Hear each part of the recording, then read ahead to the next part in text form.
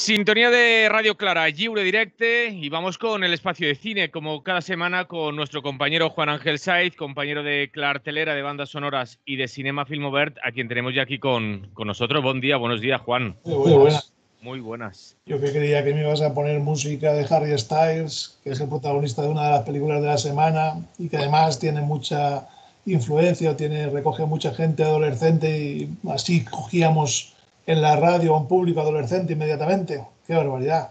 Pues me ha salido esta con la muerte en los talones. No sé yo si Música de Werner Herrmann, qué barbaridad, una cosa vieja, viejuna total. Si es que no avanzamos, hombre, no avanzamos. No, nos hemos quedado anclados ahí. Bueno, pues esta semana no ha ido mal, no ha ido nada mal. Porque aunque en realidad han reestrenado Spider-Man No Way Home, que tuvo una cierta repercusión porque de repente se convirtió en un éxito gigantesco a nivel de recaudación en todo el mundo, también en España, pues no creo que sea la película un poco destacable de la semana, pero sí que hemos tenido un par de películas importantes. Una es Modelo 77, la nueva película de Alberto Rodríguez, también co-guionista de la misma. Es un director al que ya conocemos, hemos ido hablando de sus películas anteriores, El hombre de las mil caras, por ejemplo, o sobre todo La isla mínima, que son las dos más importantes quizá de las que tiene en su filmografía. Y aquí lo que hace es retroceder hasta el año 1976, 77, 78, esos años. Ha muerto Franco, hay una transición política y esa transición algunos presos también esperan que se dé en las cárceles. Esperan que algo cambie porque la forma de funcionamiento de las cárceles entonces era realmente terrible, con palizas, muertes en supuestos interrogatorios, muertes por ataque al corazón, no por el interrogatorio ni por palizas, y cosas similares.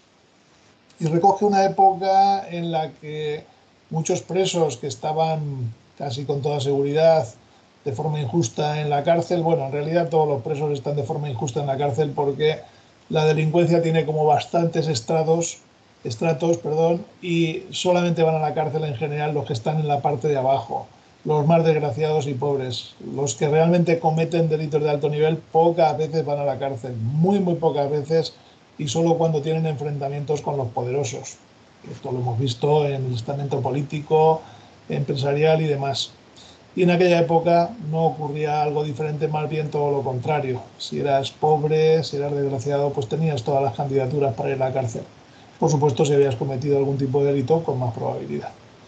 La película cuenta todo esto muy bien y lo hace a partir de un protagonista que ha sido acusado falsamente de haberse llevado dinero de una empresa y que está en la cárcel pensando en, bueno, qué va a ocurrir con él y cuánto tiempo va a estar allí. Pero es que, como le informa su abogado, puedes estar años y años antes ni siquiera de que te digan bien las acusaciones ni fecha de juicio. Y una vez en la cárcel, pues va a descubrir que hay muchas situaciones diferentes. Gente más organizada, gente menos organizada y sobre todo un colectivo de presos que dará lugar a una especie de sindicato de presos que fue la COPEL o COPEL, que intentó reivindicar unas condiciones de vida más justas dentro de la cárcel y sobre todo una amnistía que tuviese que ver no solamente con presos políticos, sino también con presos comunes injustamente condenados, a veces a penas gigantescas, a una cantidad de años de cárcel enorme. La película lo cuenta todo esto con una nitidez meridiana. Decía el propio Alberto Rodríguez que habían buscado documentación, que básicamente empezaron con la idea de hacer una película sobre cárceles hace ya muchos años. Creo que el proyecto empieza hace como 20 o 25 años. Ah, pues. Sí, sí. Y bueno, no encontraban un poco el tono, no encontraban el punto, ¿no? Pero hubo un momento en que empezaron a encontrar esa información sobre Coppel, sobre los presos que reivindicaban mejores condiciones y demás, y dijeron, este es el punto que nos interesa. De hecho, conecta directamente con lo que hemos visto en otras películas del propio Alberto Rodríguez. Y han hecho una película impresionante.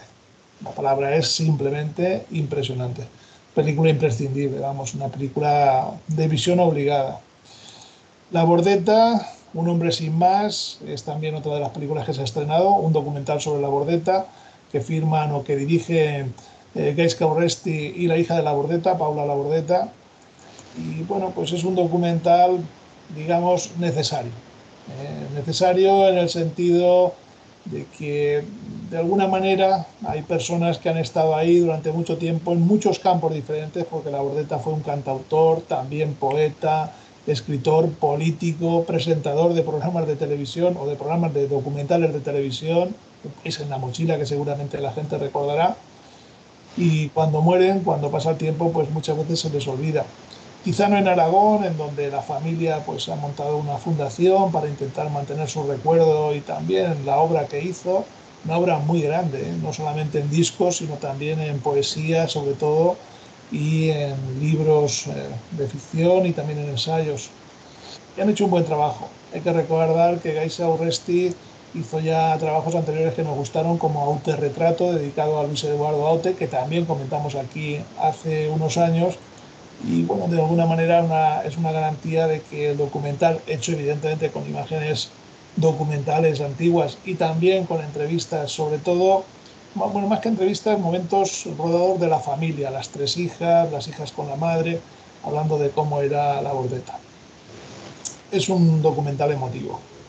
Evidentemente, a quien no le guste nada la Bordeta, a quien no coincida con sus ideas, con sus reivindicaciones, le va a pillar un poco lejos. Pero aún así es una crónica de toda una época, porque empezamos en los años 60, cuando él aprueba la oposición para ser profesor y tiene que trasladarse a Teruel, y seguimos con la década de 1970, con momentos en que él empieza a cantar, pero sin pensar que se va a dedicar a eso ni que va a tener éxito, y poco a poco van haciendo un repaso de muchas cosas que aparentemente están como desmenuzadas a partir de la propia figura de la Bordeta, pero que dan una imagen de lo que fue España en los años 60, en los años 70, en los años 80 y hasta prácticamente la actualidad. La época de diputado, por ejemplo, de la Bordeta es magnífica, pero también todos los movimientos de esa España vaciada, que ahora está muy de moda hablar de ella, pero que la Bordeta y otra gente con él en los años 70 y 80 ya puso en marcha con partidos políticos incluso que se presentaron a las elecciones y que además consiguieron algún escaño. Bueno, yo creo que todo esto en la película se explica muy bien. Y sobre todo, insisto, es que es una película muy emotiva. Más por la parte del propio Labordeta que por la parte familiar. A mí esa parte me interesa un poco menos, pero lo que se refiere a Labordeta, con toda su labor, con muchos datos que se nos escapan porque no lo sabemos todo, hemos conocido a muchos Labordetas, así entre comillas, pero aún así quedan cosas por conocer de él y me parece que es bastante interesante el tenerlos ahí frente a nosotros en la pantalla. También se ha estrenado una película de estas que viene con mucho nombre, David Cronenberg, Crímenes del Futuro. Es uno de los directores fundamentales de las últimas décadas, tanto por sus películas de terror de la primera etapa, que son muy respetadas y seguidas, desde La Mosca, nueva adaptación del año 1986 de la película clásica, hasta Videodrome, La Zona Muerta, Scanner, etcétera. Y yo diría más interesantes incluso las películas recientes, una historia de violencia, perdón, Promesas del Este o Un método peligroso. Bueno, llevaba una etapa en donde había hecho películas más convencionales, por decirlo de alguna manera, aunque había alguna que tampoco lo era, como Cosmópolis, que es una de las recientes, pero aún así teníamos siempre en mente, cuidado, que Cronenberg no es solo esto, más bien tenemos todo el peso pasado de películas de corte fantástico, terror y demás, y en Crímenes del Futuro nos encontramos una historia de este tipo, con muy buenos actores y actrices, Viggo Mortensen encabezando el reparto, también Lea Seydoux o Kristen Stewart, y haciendo un trabajo realmente bueno a nivel de interpretación, pero en una película incómoda. De hecho, el propio David Cronenberg comentaba en Cannes, cuando se presentó la película, que esperaba que una buena parte de la sala se levantase y se fuese de la proyección. No lo consiguió en ese momento, no sé si lo conseguirá en las salas convencionales, pero es una película difícil. Estamos en una época futura, sin determinar en qué momento, en la que pasan cosas muy raras y entre ellas algunas personas tienen una capacidad para generar dentro de su cuerpo órganos nuevos. Así como tenemos el hígado, el corazón, pues de repente generan un órgano que es una especie como de tumor, pero que en realidad tiene una forma orgánica, tiene una forma funcional, aunque tampoco a veces se sepa para qué está esa forma. Y bueno, pues vamos a encontrarnos a gente de ese tipo. No voy a contar nada más para quien quiera ir a ver la película porque es muy curiosa.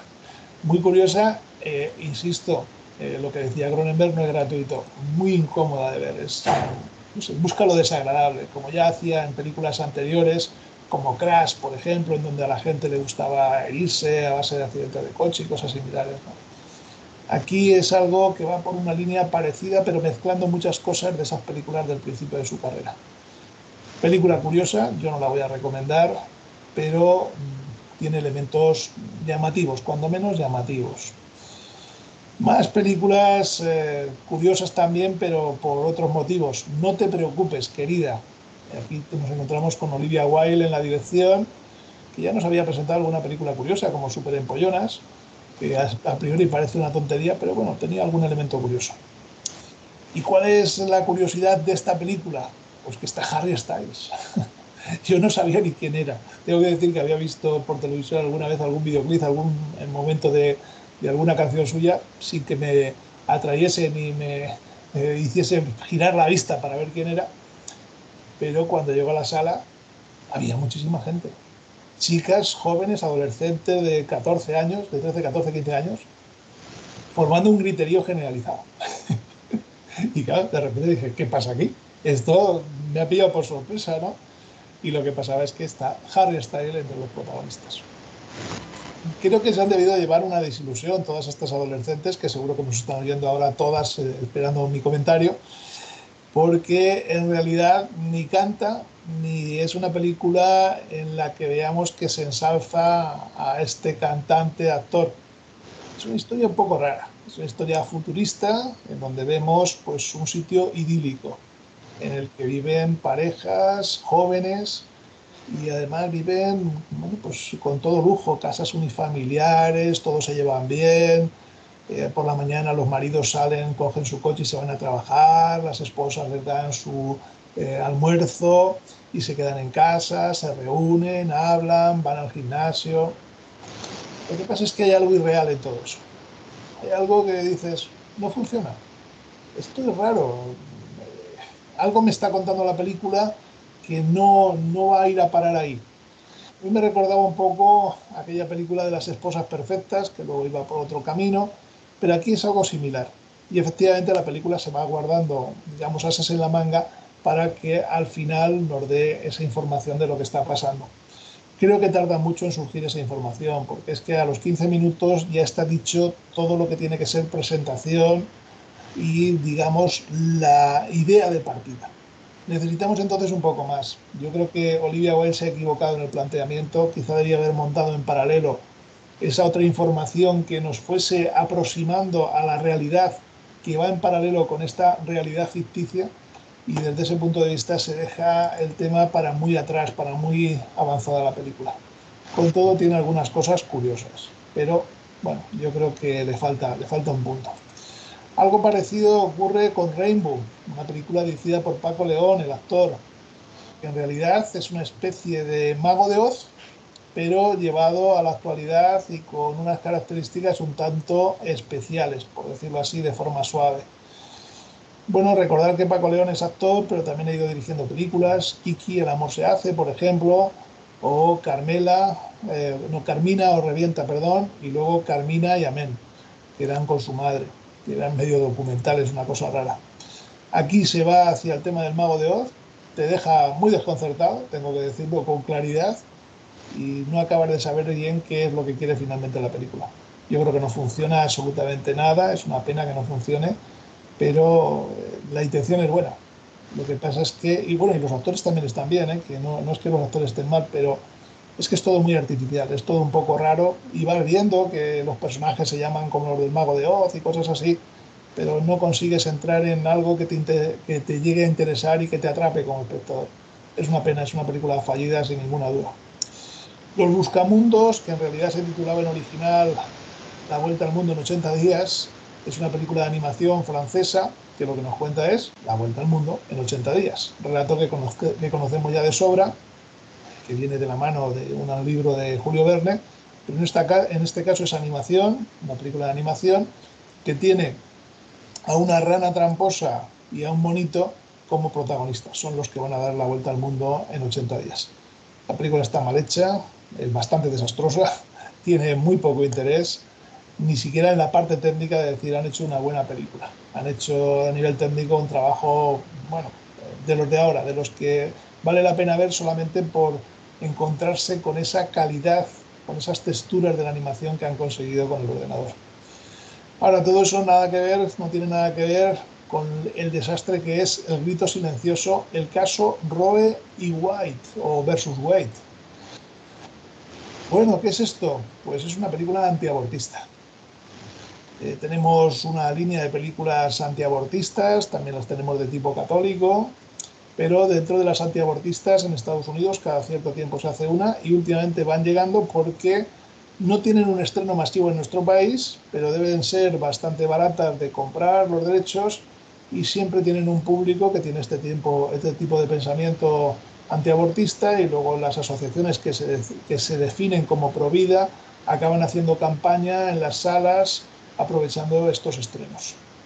En este caso lo que nos cuentan es cómo en Estados Unidos se llegó a conseguir que el Tribunal Supremo diese el visto bueno al aborto, con una serie de requisitos, con una serie de normas, etcétera, pero que en definitiva legalizase el aborto. Esto no sería malo a priori, estaría bien, porque sería una información y lo que nos encontraríamos es, pues eso, con una historia de cómo se produjo toda esta situación. ¿Pero qué es lo que hacen? Pues evidentemente los que practicaban aborto y los que buscaban su legalización son malos, malos, malos, malísimos de la muerte. Además, lo único que les interesa es el dinero, no quieren proteger a las mujeres, ni quieren que tengan derechos, no, no, no. Ahí enseguida les vemos hablar de hemos ganado 20 millones con los abortos de este mes, hemos conseguido no sé qué. Bueno, terrorífico el dibujo que se hace de ellos, son gente mala de verdad. Mientras que los que quieren que no haya aborto es que en realidad se preocupan por la salud de las mujeres, siempre están pendientes de ellas, quieren que no solo haya vida, sino que la vida familiar sea maravillosa, van a ayudar a todo el mundo, etc. Y luego además todo esto se acompaña de una serie de datos falsos sobre cómo sufre el feto cuando se produce el aborto, sobre un montón de datos de este estilo, no me quiero extender, para además decir que son asesinos, que son unos asesinos y que saben que lo son. Bueno, la película es no tendenciosa, sino un poco más que todo eso. Además es rancia, es una película rancia, rancia de estas manipuladoras absolutamente lamentables que falsea completamente la realidad. Es una película para olvidar. La gente que nos oiga ya me imagino que se documentarán cuando van a las salas al cine, pero que no se equivoque porque esto es lamentable. Vamos, lamentable que haya películas como estas, pero para eso estamos nosotros, para decir que no vale la pena que vayan. Con todo esto, bueno, pues tenemos una película que está bastante bien, porque por una parte tenemos el documental sobre la Bordeta, Un hombre sin más, y por otra parte tenemos Modelo 77, dos películas españolas, que no es que estemos aquí haciendo patria porque son españolas y diciendo que son mejores por eso, muy al contrario, sino simplemente que son dos buenas películas, dos buenas, buenas películas. La Bordeta está en pocas salas, yo diría que solo está en el cine ABC Par y a sesión de 8 y 10 de la tarde, y no va a durar. Lo digo para que la gente que tenga interés que vaya, que aproveche por ejemplo el miércoles, que es Día del Espectador, porque son estas películas que no duran. Y eso que la semana pasada hubo una presentación con la presencia de los dos directores y además había gente, había bastante gente y no era entrada gratuita, era gente que había ido a verla, muchos aragoneses que viven en Valencia, además se habla de ello también en la película, de los aragoneses que se han trasladado a vivir en Valencia y de la conexión un poco entre estas dos regiones, pero aún así no creo que dure en cartel demasiado. A ver si haciendo porque la gente vaya a verla dura un poco más. Y luego Modelo 77 es una película que ha tenido muy buen lanzamiento, espero que dure en cartel y espero que la gente vaya a verla porque es una gran película y además nos habla de lo que nunca debió ocurrir en las cárceles españolas. Evidentemente, herencia del franquismo, en la transición, pero del franquismo también, con torturas, malos tratos físicos y psicológicos, asesinatos, porque eran asesinatos a base de palizas, por mucho que luego se disfrazase de cualquier otra cosa, etc. La pregunta es si hoy en día, muchos años después, muchas décadas después, en las cárceles españolas realmente todo eso se ha superado y hay un trato digno a los presos. Dentro de que seguimos sabiendo que las condenas no son justas en general, que si eres pobre y desgraciado y no tienes para pagarte un buen abogado, tu condena va a ser mucho peor, va a ser mucho más larga, vas a estar en peores condiciones, pero por lo menos que las condiciones de la cárcel sean un poco mejor. Yo no tengo la seguridad, más bien diría que tengo casi la seguridad de que las condiciones han mejorado respecto a la década de 1970 y 1980, pero no han mejorado lo suficiente y que siguen ocurriendo cosas que no deberían ocurrir nunca en las cárceles. Las personas que hay ahí son seres humanos y hay que tratarles como tales y creo que no siempre ocurre. Aparte me decía hace poco un amigo que de lo que casi nunca se habla es del índice de suicidios en las cárceles. Es muy alto y es algo que se tiene ahí tapado para que no nos acordemos de que están las cárceles. Y bueno, habría que hacerlo mirar, habría que ver ese índice de suicidios, por qué ocurre y cómo se puede remediar. Hay otros modelos de confinamientos para la gente que ha cometido delitos, pero aquí lo que hacemos es amontonarles en un centro en el que están todos reunidos, todos amontonados en un lugar remoto para que no nos fijemos en ellos y que sea como una especie de escoria de la sociedad que evidentemente no se van a reintegrar bien a la sociedad porque allí elementos de reintegración no va a haber, elementos de darles algún tipo de formación, algún tipo de herramientas para que sean a nivel mental y a nivel de habilidades para poder encontrar un trabajo personas que tengan más facilidad. Eso no ocurre habitualmente en las cárceles, por mucho que ahora pueda venir cualquiera que nos esté viendo, si es que trabaja ahí y nos digas, ¿y por qué hacemos no sé qué tal? No está ocurriendo. Las cárceles simplemente son una pena para el delincuente y poco más, y un almacenamiento de delincuentes en las cárceles para apartarlos de la sociedad y luego, cuando cumplen la pena, sacarles y que vuelvan a delinquir y entren y salgan. De hecho, lo dice uno de los presos protagonistas de la película, que está interpretado por uno de los grandes actores que tenemos en España, Javier Gutiérrez. Hay un momento en que ya tiene una cierta edad, hay un momento en que empieza a explicar que él empezó en los reformatorios, luego estuvo en la cárcel una vez, salió tal y ha ido entrando y saliendo y ha pasado más tiempo en la cárcel del que ha pasado fuera. Eso es algo inadmisible. Algo estamos haciendo mal en la sociedad si hay casos como ese. Y desde ese punto de vista habría que hacérnoslo mirar. Aparte de luego todos los presos que hay, que son pequeños delincuentes, traficantes de drogas, cosas así, pero de pequeño nivel. Seguramente los que trafican a alto nivel no están. Bueno, no me extiendo más porque esto ya es una especie de meeting. En cualquier caso, Modelo 77, película imprescindible, película para ver, sin ninguna duda.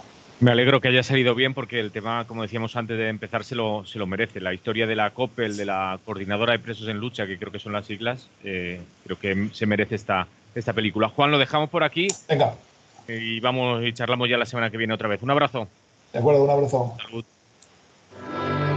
Lliure directe Radio Clara, fins ací l'espai de cinema en el que cada setmana parlem amb el nostre company Juan Ángel Saiz, company de Clartelera, de bandes sonores i de cinema Film Obert.